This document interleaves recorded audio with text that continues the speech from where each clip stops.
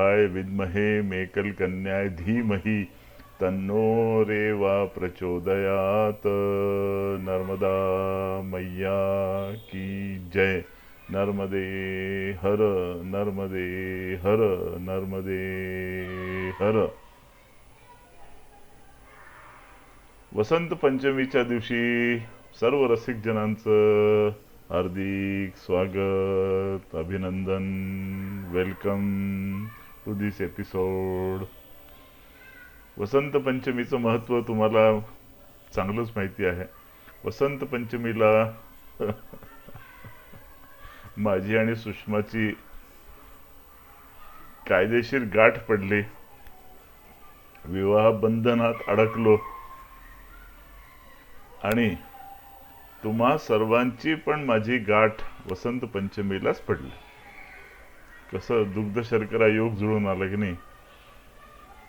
पहिली कमेंट आपल्याला यूट्यूबवर मालिनी ताईंनी दिली, ती पण या मुहूर्तालाच दिली, वसंत पंचमीच्या. उमेश बिल्ले, उमेश डी, मनीष कर्णिक, हे सगळे लोक तेव्हापासून असे प्रवाहाबरोबर. मग मध्यंतरीच्या काळात सुमंगल जॉईन झाला. डेट आत्ता मला आठवत नाहीये, पण आमची परिक्रमा पासूनचे हे सगळे लोक आहेत. म्हणजे अविरत परिक्रमाचा आता 250वा भाग आहे. त्याच्या आधी आमची परिक्रमाचे 130 भाग, असे 380 भागाचे तुम्ही लोक साक्षी आहात. त्याच्याशिवाय अश्वत्थचे तर मला आठवत नाही नेमके किती भाग झाले. एक 8 भाग त्याचे झाले असतील समजा. पण 130 भाग आमची परिक्रमा आणि 250 समजा, 249 हवं. ॲक्च्युली ते जरा अजून छान झालं असतं ना, वसंत पंचमीला एक्झॅक्टली 250वा भाग आला असता. पण आपण करेक्ट नंबरिंग करत करत चाललेलो आहोत. आता 250वा भाग दुसऱ्या दिवशी येईल, काय हरकत नाही. जे होतं ते चांगलंच आहे. आणि मला या प्रसंगी तिचे आणि त्यांचे आणि तुमचे असे सगळ्यांचे आभार मानायचे. ती म्हटल्यावर त्यात 2 जण आहेत अर्थातच. एक ती म्हणजे जिचं हे सगळं वर्णन चालू आहे, जिचं हे कौतुक इथे सगळं चालू आहे, जिच्या किनाऱ्यावरती आपण उभं राहिलो, मार्गस्थ झालो. पायवाटेवरनं मार्गस्थ जेव्हा होत असतो तेव्हा आपल्या मनामध्ये साहजिक हे एकच गाणं येऊ शकतं. या नवनवल नयनोत्सवा, या नवनवल नयनोत्सवा, या नवनवल नयनोत्सवा, या नवनवल नयनोत्सवा. पाहुनी हे मानस अनुभवत अभिनवा, पाहुनी हे अनुभवत अभिनवा, पाहुनी हे अनुभवत अभिनवा, पाहुनी हे अनुभवत अभिनवा. त्या अनुभवाचं वर्णन हे पंचेंद्रियांनी फक्त घेण्यासारखं आहे, पण त्याला शब्दात व्यक्त करणे म्हणजे दुष्कर काम आहे ते. कारण आपण एकाच वेळेला पंचेंद्रियांनी सगळं अनुभवत असतो.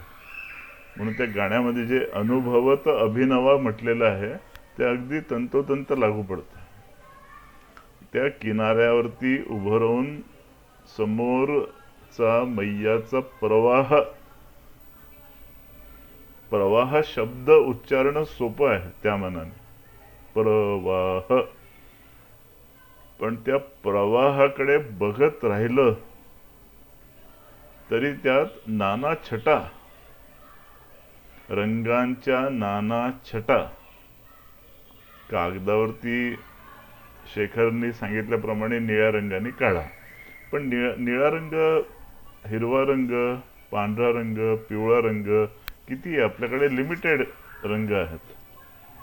हा जर हे बघितलं आपण, so we have got a very limited collection. या कलेक्शन मध्ये मैयाचं ते प्रतिक्षण बदलणारं रूप, म्हणजे एकदा शंकर आणि पार्वती कैलास पर्वतावरती बसलेले होते. नुसते बसलेले नव्हते, गप्पा मारत होते. असं आता सीन बघणं कठीण आहे ना. म्हणजे या दिवसात जर तुम्ही बाहेर कुठे गेला, नवरा बायको अगदी प्रियकर प्रियसी जरी असले तरी आपसामध्ये, ज्याला आपण मराठीत म्हणतो गुलू गोष्टी, असं आता दृश्य दिसत नाही तुम्हाला. काय दिसतं,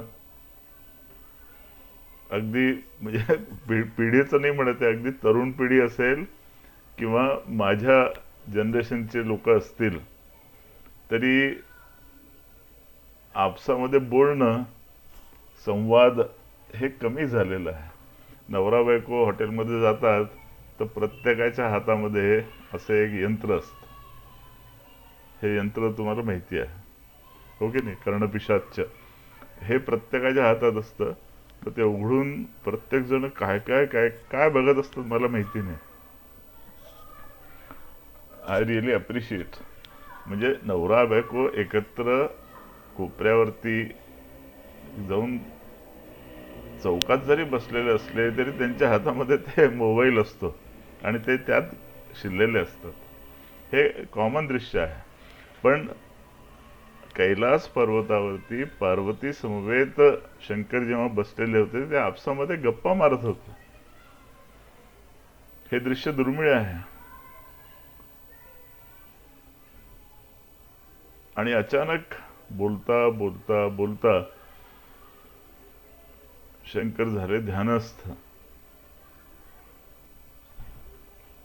थोडा भगवतीने वाट बघितली आणि त्यांनी प्रश्न विचारला, महाराज काय झालं, कुठे कुठे लक्ष आहे, कसा एवढा गहन विचार करताय. तर शंकर काय म्हणाले, अगं मी गीतेचा विचार करतोय. आता पार्वती मैया म्हणजे ती स्त्रीच होती ना, ती म्हणे कोण गीता.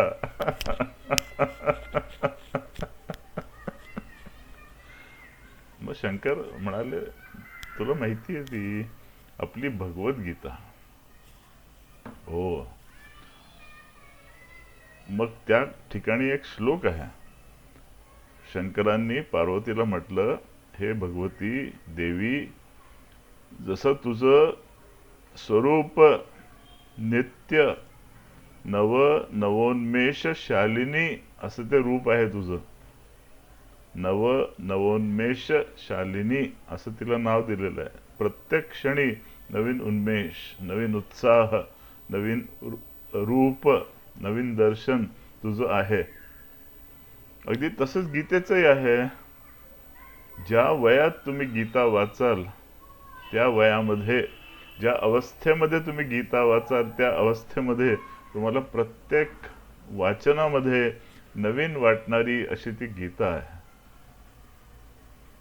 आणि तेच वर्णन या दोघांच्या परवानगीने मी मैयाला लागू करतो. आणि हे वरचं जे कथन आहे, हे कथन मी ऐकलेलं आहे.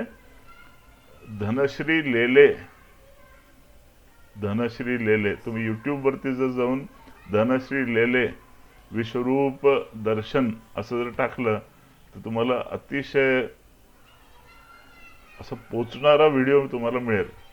ऐका तुम्ही तो, विश्वरूप योग दर्शन, धनश्री लेले काय बोलल्या त्या. त्यांच्या मधून एक कथन उधार घेऊन, त्यांच्या परवानगी नाही घेतली मी, पण धनश्रीताई तुमचे आभार. तुमचे शब्द मी ऑलमोस्ट तसेचे तसे बोलण्याच्या ओघामध्ये वापरले, दुसरा काही हेतू नव्हता. तर कौतुक हे मैयाचं सांगणं हे कठीण आहे. कठीण हा शब्द एक फारसा ते सांगत नाही. तुम्ही विचार करा ना की ते नुसतं प्रवाहाबद्दल मी आत्ता बोललो, मग मैयाचा किनारा, त्या किनाऱ्यावरती असलेले वृक्ष, खडक, नुसता खडक हा विषय जरी घेतला तरी त्याचं वर्णन कसं करणार आपण? अनेक आकाराचे, अनेक रंगाचे, अनेक लेवल वाईज ठेवलेले, अलग अलग स्वभावांचे. म्हणजे मेटलर्जी हा विषय अलग ठेवून दिला मी. मेटलर्जी म्हणा किंवा रॉक सायन्स, ते इग्नियस आहेत, सेडिमेंटरी आहेत, मेटामॉर्फिक आहेत, या विषयात शिरतच नाही. कंपोजिशन बद्दल बोलतच नाही. फक्त दृश्यमान काय आहे त्याच्यावर जरी बोलायचं म्हटलं तरी कठीण आहे. पायवाटेवर बोलायचा आपण एक प्रयत्न केला आणि आपल्या सुमंगलनी ते पायवाटेवरचे सगळे व्हिडिओज ट्रान्सक्राईब केलेले आहेत. ते पुढे प्रिया नाईक यांनी व्यवस्थित व्याकरणबद्ध करून त्याची वर्ड फाईल तयार केलेली आहे. असं ते काम चालू आहे. तर या तुमच्या ज्या कमेंट्स, ज्याची सुरुवात वसंत पंचमीला झाली, त्या कमेंट्स मधून आपण हळूहळू ते उलगडत गेलो. म्हणजे मैया कॅमेऱ्याच्या या बाजूलाही आहे, कॅमेऱ्याच्या त्या बाजूलाही आहे.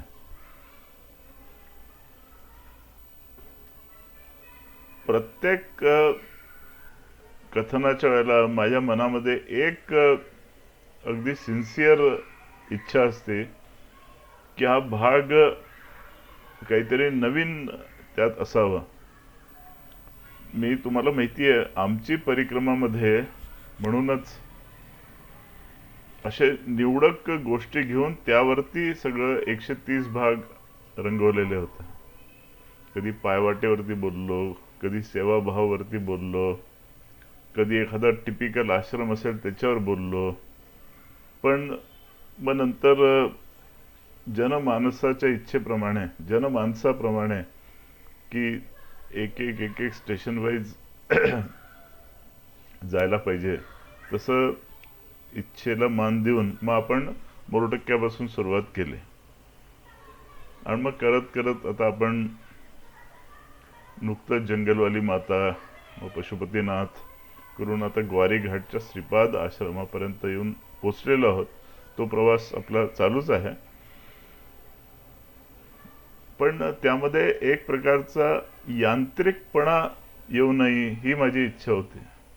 यांत्रिकपणा किंवा तेच कथन, काय आम्ही पोचलो, नाश्ता केला, जेवण केलं, आंघोळी केल्या, पूजा केली, आरती केली, झोपलो, सकाळी उठलो, निघालो, त्यात मजा नाही आहे. परिक्रमा याच्या खूप पलीकडे आहे.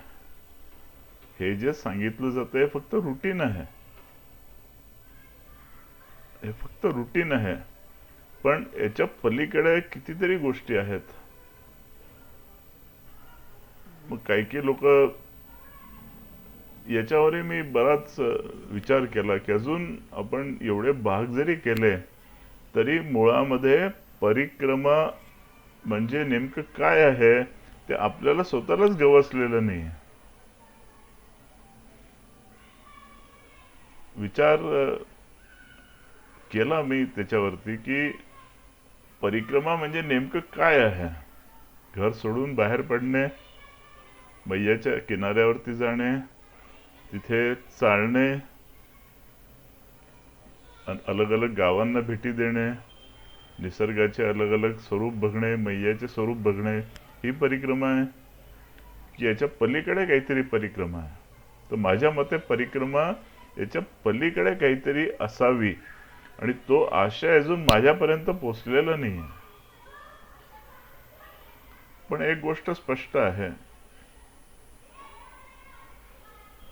की साधं इथून गणपती मंदिरात जायला निघतो तर आपण आधी खिसे चाचपतो, रुमाल आहे की नाही, थोडे पैसे आहेत की नाही, किल्ली आहे की नाही, मास्क लावलाय की नाही या दिवसांमध्ये, मोबाईल घेतलेला आहे की नाही, हेडफोन ठेवलेले आहेत की नाही, कपडे बरोबर आहे की नाही, चेहरा बरोबर आहे की नाही, गंध लावलेला आहे की नाही. फक्त इथून गणपतीला जाताना तेच जर आपल्याला एक रात्र कुठेतरी राहायसाठी आपण गावातल्या गावात जाणार असू, तर मग आपण काय करतो, एक छोटीशी बॅग घेतो. मग आधी विचार करतो की तिथे गेल्यावर आपल्याला सकाळी आंघोळ करायला लागेल, आंघोळीचे कपडे घ्यावे लागतील, टॉवेल घ्यावं लागेल, दाढीचं सामान घ्यावं लागेल. सो थिंकिंग थोडं अलग लेवलला पोचतं. का लोकांना परिक्रमा करताना बरेचसे प्रश्न मनात येतात की नेमकं तिथे वातावरण कसं असेल, थंडी असेल का, गरम पाणी मिळेल का, मला बीपी आहे, शुगर आहे, मग त्या गोळ्या मला बरोबर कॅरी कराव्या लागतील का. हे स्वाभाविक आहे, हे प्रश्न उठणं स्वाभाविक आहे, त्यात काही गैर नाही. कारण मी त्याच्यावर जेव्हा विचार करतो की परिक्रमेचा हा एक महत्वाचा भाग आहे, इकडे लक्ष देणं अतिशय आवश्यक आहे, पण तिकडे आपण लक्ष देत नाही. की जसं 18व्या अध्यायामध्ये पहिल्या श्लोकात अर्जुन श्रीकृष्णाला प्रश्न विचारतो, संन्यासस्य महाबाहो तत्त्वमिच्छामि वेदितुं त्यागस्य च ऋषिकेश पृथक् केशिनिषूदन. संन्यास आणि त्याग या दोघांबद्दल हे श्रीकृष्णा मला जाणून घ्यायची इच्छा आहे. आणि मग श्रीकृष्ण सांगायला लागतात. पण श्रीकृष्ण चतुर आहे. श्रीकृष्ण सुरुवातीच्या 4 श्लोकांमध्ये अमका असं म्हणाला, तमका असं म्हणाला, काही लोक असे म्हणाले, इतर लोकांचं असं म्हणणं आहे, असं सांगितल्यानंतर मग 5व्या की 6व्या श्लोकामध्ये स्वतःचं मत ठामपणे मांडतात. हे भगवंताचं कौतुक आहे. नाही, आत्ता गीतेबद्दल सांगत नाहीये, संन्यास या शब्दावरती मी आहे. घर सोडून निघायचं अमुक एका कालावधीसाठी, इथूनच खरी सुरुवात होती परिक्रमेची. तो संन्यासच आहे ना. संन्यास म्हणजे काय, न्यास, न्यास म्हणजे सोडणे. काय सोडणे, तर सगळ्यात आधी तुम्ही घराची सिक्युरिटी, चारी भिंतींची सगळ्यांपासून संरक्षण करणारं जे घर, तुम्ही पहिला विजय तेव्हाच प्राप्त करता जेव्हा तुम्ही घरातून पहिलं पाऊल बाहेर काढता परिक्रमेसाठी. तिथून परिक्रमा सुरू झाली तुमची. कारण सगळ्यात जास्ती हिंमत जर लागत असेल तर त्या पहिल्या पाऊलाला आहे. एकदा तुम्ही सामान सुमान घेऊन दरवाजाच्या बाहेर पडले, लोकांना नर्मदे हर केलं की प्रवास सुरू झाला तुमचा. मैया तेच भक्ती आहे की तुम्ही ते पहिलं पाऊल घेता की नाही घेत, बस त्याच्या पुढचं सगळं ती बरोबर सांभाळते. तिच्या विसाचं पहिलं रूल असा आहे की तुम्ही घराच्या बाहेर पडायला पाहिजे. पण अर्थात आपण संसारात आहोत, प्रपंचात आहोत, त्यामुळे व्यवहारिक प्रश्न मनात येणं अगदी स्वाभाविक आहेत. की माझा गुडघा दुखतो, मग रस्त्यात कसं होईल, डोंगर चढायचे उतरायचे आहेत का, रस्त्यात डॉक्टर्स मिळतील का, वस्तू काही लागल्या तर मध्ये मिळतील का, अशा गोष्टी मनात येणं स्वाभाविक आहे. त्यामुळे जर तुम्ही आत्ता रिसेंटली आपल्या कमेंट सेक्शनमध्ये बघितलं तर अशा स्वरूपाचे अगदी प्रारंभिक प्रश्न देखील विचारलेले आहेत. तुम्ही किनाऱ्याने चालले का, की रस्त्याने चालले, किनाऱ्यावरती थंडी असते का, थोडं नंतर स्नान केलं चालतं का, अशा स्वरूपाचे प्रश्न. ज्या सगळ्या प्रश्नांची उत्तरं जर तुम्हाला आठवत असेल तर आपण आमची परिक्रमा मध्ये अशा प्रकारचे 46 प्रश्नांची उत्तर आपण दिलेली आहेत. 46. आणि ते मला का आठवतं ते 46 नंबर, कारण मी हे सगळे प्रश्न, सुषमाची एक मैत्रीण, त्यांच्या घरी आम्ही गेलेलो होतो, तेव्हा त्या म्हणाला, अगं सुषमा तिथे दागिने घालून गेली होती का. म्हटलं थांबा जरा 1 मिनिट. दोघांना सांगितलं थांबायला. म्हटलं जरा एक कागद द्या मला चांगला. मग त्यांनी एक फुलस्केप पेपर दिला. बँकवाले होते. फुलस्केप पेपर दिला. पेन आपल्याकडे होता. मी म्हटलं आता तुम्ही बोलायला लागा. मी शांत चित्ताने बसून फक्त प्रश्न त्या ज्या जे विचारत गेल्या नवरा बायको ते इथे लिहित गेलो. 46 प्रश्न होते ते. आणि त्या 46 प्रश्नांना नंतर प्रत्येक भागात एक प्रश्न असे आपण प्रश्नांची उत्तरं दिलेले आहेत.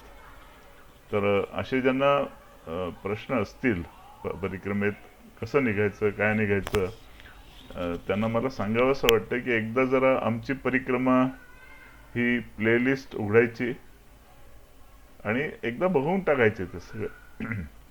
त्या व्यतिरिक्त काही जर नवीन प्रश्न असेल, जसं आत्ता आपण कालच एक प्रश्न हाताळला की मी माझ्या कुत्र्यासोबत परिक्रमा करू शकते का, हा आत्तापर्यंत कोणीच हा प्रश्न विचारलेला नव्हता. म्हणून मला त्या प्रश्नकर्त्याचं कौतुकही करावंसं वाटलं, अभिनंदन करावंसं वाटलं. एक तर एका मुक्या प्राण्यावरती एवढी माया त्यांनी लावलेली आहे की त्याला मागे सोडून त्या जाऊ शकत नाही, जायची इच्छा नाहीये, जीव तुटतोय. म्हणून मला त्यांचं जास्ती कौतुक वाटलं. म्हणून मग तो भाग तुम्हाला माहिती आहे 30 मिनिटाचा भाग झाला, तुम्ही बघितलं असेलच अर्थात. तर मित्रांनो, मी तुमचा अत्यंत ऋणी आहे. कारण जे काम अत्यंत कठीण आहे त्या मैयाचं वर्णन करणे, ते तुमच्या प्रेमामुळेच फक्त शक्य झालेलं आहे. सद्गुरूंची संकल्प आहे, मैयाची प्रेरणा आहे, या दोघांच्या इच्छेमुळे हे सगळं शक्य झालं, हे आहेच अर्थातच. पण मी मगाशी म्हटलं तीची मध्ये 2 अलग अलग आहेत. तर एक ती म्हणजे भगवती आणि दुसरी ती म्हणजे तुम्ही ओळखलं बरोबर, सुषमा. कारण परिक्रमेला जायची मूळ कल्पना, प्रेरणा, इन्स्पिरेशन तिची. तिच्यामुळे मी परिक्रमेला गेलो. तिने जर आग्रह धरला नसता तर मी गेलो नसतो. हे तुम्हाला अगदी ऑफिशियली सांगतो. माझी ती इच्छा होती वॅगनारनी. तिला म्हटलं आपण जाऊन येऊ मस्त 15-20 दिवसामध्ये दोघे जण, हवं तिथे थांबू, परिक्रमा करू आणि येऊन जाऊ. म्हणजे माझंही इकडचं जे एंगेजमेंट्स आहेत त्याही डिस्टर्ब होणार नाही, रुटीन डिस्टर्ब होणार नाही. 15 दिवसांची सुट्टी काढणं सहज शक्य आहे. पण ती म्हणे नाही, जायचं तर पायीच जायचं. असा तो स्त्री हट्ट, राजहट्ट, स्त्रिया हट्ट, बालहट्ट, पैकी हा स्त्रिया हट्ट. आणि ते चांगलंच झालं, ती हट्टाला पेटली. आणि मी पण, मैयाची पण इच्छा होती आणि म्हणून मग परिक्रमा घडली. म्हणून मी प्रत्येक ठिकाणी परिक्रमा घडली असं लिहितो, परिक्रमा केली असं सांगू शकत नाही. तर मी तुमचा अत्यंत ऋणी आहे. या पूर्ण कथनामध्ये 3 असे पाडाव आले, ज्याला आता पुढे कंटिन्यू करावं की नाही करावं असे पण प्रसंग आलेले आहेत. तुमच्यापैकी जे जुने जाणते लोक आहेत त्यांना माहिती येते. आता परत त्याची आठवण नाही करत नाही, पण ते आले होते प्रसंग आणि तुमच्याच मुळे त्या प्रसंगामधूनही आपण सेतू बांधून पुढे निघालो. तुमच्यापैकी कित्येकांनी कमेंट सेक्शन मध्ये लिहिलं, कित्येकांनी व्हॉट्सअपवर लिहिलं, कित्येकांनी वैयक्तिक फोन करून, कित्येकांनी ईमेल करून मला ते पुढे कंटिन्यू करा असा आग्रह धरला, स्नेहाने सांगितलं, दम दिला.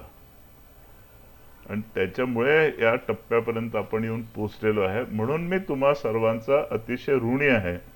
आणि हे मी तुम्हाला अगदी मनपूर्वक सांगतो आहे की तुम्ही जर इंटरेस्ट नसता घेतला तर तुमची इन्व्हॉल्वमेंट झाली नसती, एंगेजमेंट झाली नसती, तर हे शक्यच नसतं झालं.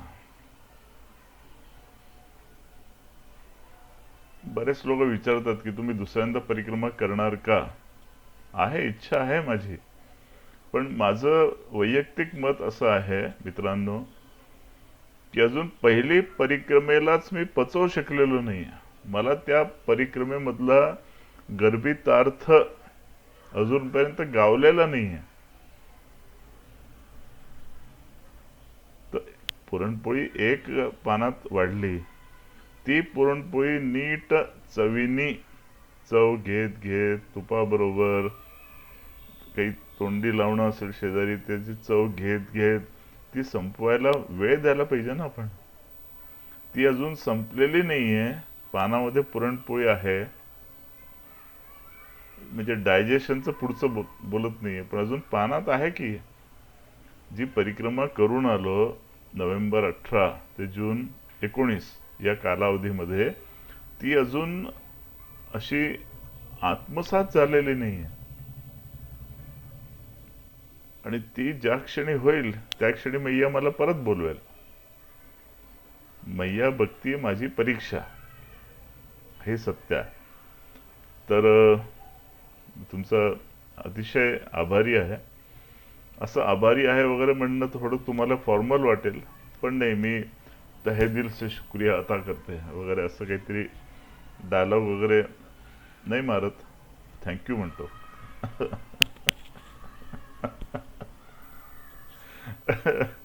So nice of you. मैयाची प्रार्थना करूया आपण. ओम रुद्रदेहाय विद्महे मेकल कन्याय धीमहि तन्नो रेवा प्रचोदयात. नर्मदा मैया की जय. नर्मदे हर, नर्मदे हर, नर्मदे हर.